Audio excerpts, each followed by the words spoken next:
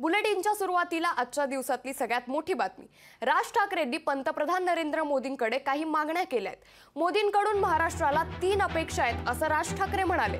मराठीला अभिजात भाषेचा दर्जा मिळावा, त्याचबरोबर मराठ्यांचा इतिहास शाळेपासून शिकवावा, तसंच शिवछत्रपतींच्या गडकिल्ल्यांचे गतवैभव मिळवून द्यावं अशा मागण्या राज ठाकरे यांनी थेट पंतप्रधान नरेंद्र मोदींकडे केल्या। पुढच्या 5 वर्षांमध्ये आमच्या सर्वांच्या महाराष्ट्राच्या आपल्याकडनं अनेक अपेक्षा आहेत।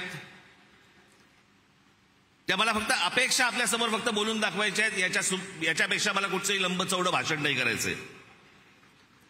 त्यातली पहिली अपेक्षा आहे की गेले अनेक वर्ष खितपत पडलेला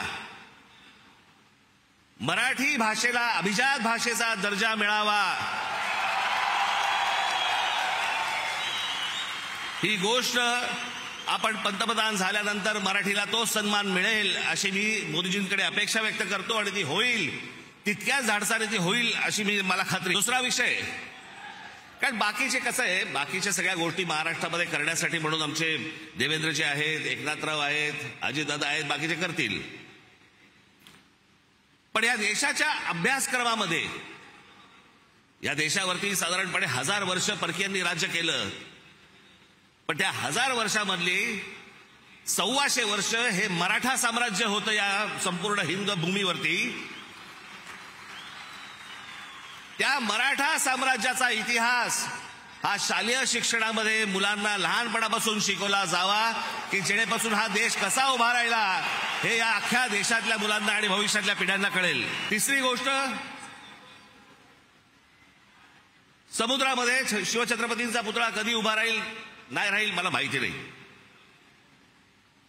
पण माझी विनंती आहे की आमच्या शिवछत्रपतींची खरी जर स्मारकं कुठची असतील तर आमच्या शिवछत्रपतींचे गडकिल्ले आहेत।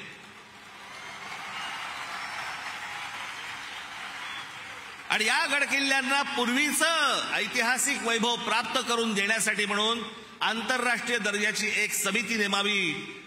भविष्यातल्या येणाऱ्या पिढ्यांना, या देशातल्या पिढ्यांना कळेल की आमचा राजा कोण होता आणि त्यांनी काय इतिहास गाजवला हे त्या आमच्या गडकिल्ल्यांवरनं कळेल। याच्यासाठी म्हणून आपल्याकडनं गोष्ट व्हावी अशी माझी अपेक्षा आहे। लोकशाही मराठी ऐका, पहा, जागरूक रहा।